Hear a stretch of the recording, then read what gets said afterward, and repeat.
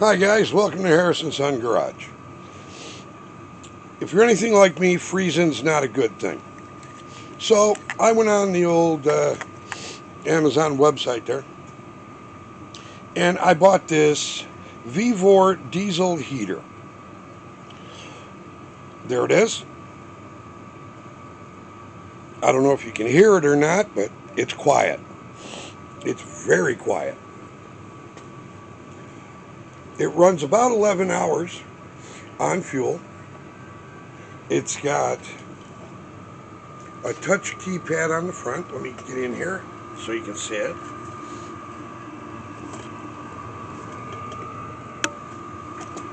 There you go.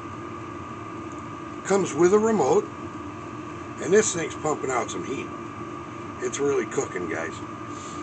Yeah, that side, there's your air filter. Then you come around the back here. Here's your exhaust pipe going out the back.